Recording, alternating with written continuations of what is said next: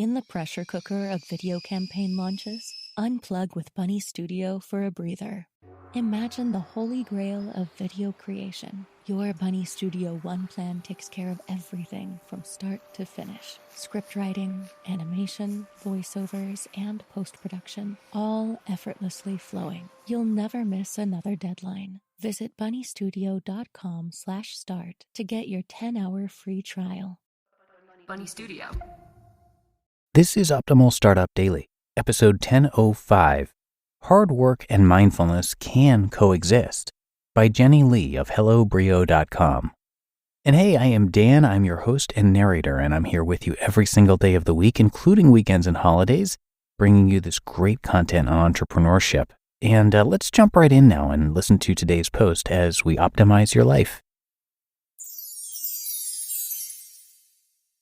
Hard Work and Mindfulness Can Coexist, by Jenny Lee of HelloBrio.com.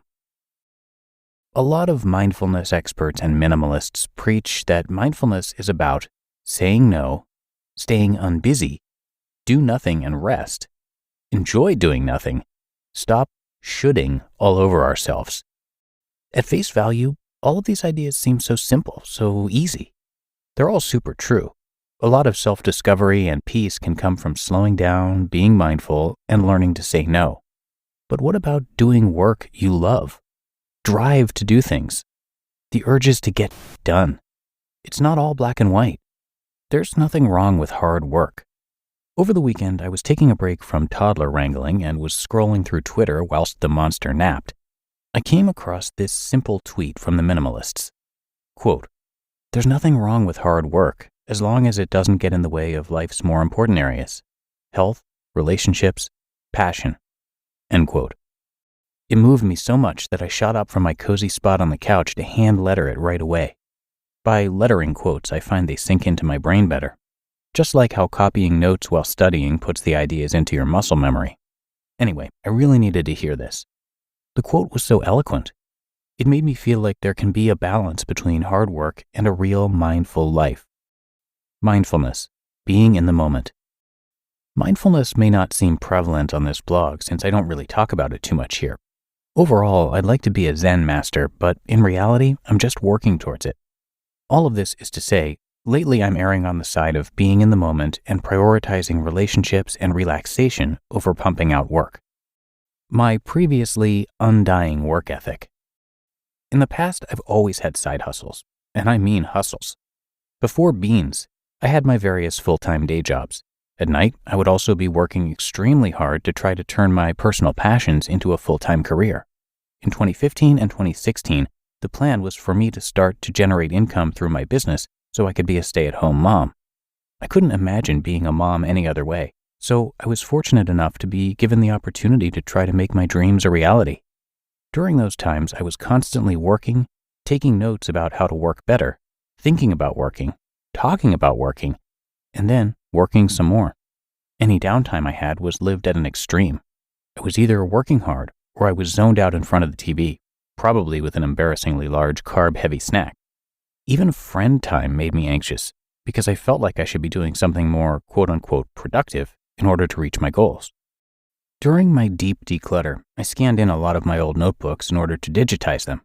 In those solo scanning parties, I relived those times when I was furiously taking notes and making lists and illustrating charts and drawing out idea webs in order to organize my thoughts and undying list of to-dos that I wanted to accomplish that month or that week or that minute. It was insane. I clung to every single one of those passions and accomplishments as if they defined me as a person. I worked like that up until Beans was born and a little bit after. The crash. Unfortunately, a few weeks after Beans was born, things turned literally insane. I haven't talked about this before in a public forum, nor will I go into too much detail here. But in summary, I was diagnosed with postpartum psychosis. It was the worst thing to ever happen to me. It landed me in the hospital a few times, and then I spent a year plus on heavy medication and treatments.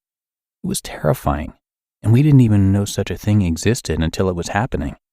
Very long and painful story short, it zapped me of my energy. I went from a results-driven momtrepreneur to a sloppily pajama-shrouded sloth who binge-watched every season of Grey's Anatomy in 1 year. I was a miserable person. I was lost. It changed me for the worst. I felt horrible, I acted horrible, and it ended my relationship with Beans' dad. The recovery. While mindfulness was an interest to me before the illness happened, it became a necessity for me after it. I moved out after the breakup. I made a conscious effort to see my friends and parents more. I got a job out of necessity. I did, however, constantly think about my side projects, as said job made me miserable. But I wasn't in a rush to start hustling again. I didn't want to force myself back into extracurricular activities that might overwhelm me. Over the past few months, I've slowly come back into myself. My friends agree I've recovered from the zombie-like state that I'd been in for over a year. Above that, obviously I started this blog. I started lettering again. I started seeing the wonderful, perfect, hilarious, goofy, handsome, lovely Chris, and I'm still prioritizing time with people, tiny people especially. Balance. In the end, I feel happier than I've ever felt. I'm more balanced. As I mentioned in a recent Instagram post, I'm lucky enough to be in a new job where I feel fulfilled as a contributing member of society, so I don't feel the need to come home and work my butt off in order to feel good about my life. Considering all of the terrible, unfulfilling jobs I've had in the past, I know how fortunate that makes me. Anything I work on in my spare time now is just a bonus. My side projects are no longer my life force, and I'm working extra hard emotionally to make sure this fun stuff stays fun and doesn't become a chore. We are not what we produce. One of my best friends has similarly struggled with the productivity as a personal definition thing too, and frequently I find myself thinking of what she told me once. The completed tasks on our to-do lists do not dictate who we are as individuals. We are not what we produce.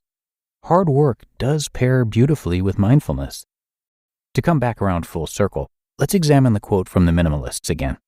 Quote, "There's nothing wrong with hard work, as long as it doesn't get in the way of life's most important areas, health, relationships, passion." End quote. Even though our hard work does not define us, it's still okay to have big goals and to work hard. Just don't let those dreams bulldoze what really matters. Mindfulness is an emotional minimalism. Focus on what matters most to you and say no to the rest. Thanks again to the minimalists for helping to put some pretty important stuff into perspective. You just listened to the post titled, "Hard Work and Mindfulness Can Coexist" by Jenny Lee of HelloBrio.com. As an entrepreneur, you know that every hire counts, but that doesn't mean that the time you spend looking for qualified candidates should be a second job. Find top talent fast with Indeed. Indeed is the hiring platform helping over 3 million businesses worldwide to do it all. Don't spend hours on multiple job sites looking for candidates. Over 80% of Indeed employers find quality candidates the moment they sponsor a job. I especially love Indeed's Instant Match feature because candidates you invite to apply through Instant Match are 3 times more likely to apply to your job than candidates who only see it in search, according to US Indeed data. Indeed knows that when you're growing your own business, you have to make every dollar count. That's why with Indeed, you only pay for quality applications that match your must-have job requirements. Visit Indeed.com/startup to start hiring now. Just go to Indeed.com/startup. Indeed.com/startup. Terms and conditions apply. Cost per application pricing not available for everyone. Need to hire? You need Indeed. Trying to grab all the groceries in one trip? Oof, not how you would have done that.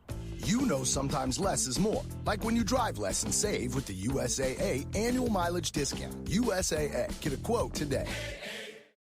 And thanks so much to Jenny for providing us with these insights today. And let me tell you a little bit about her site.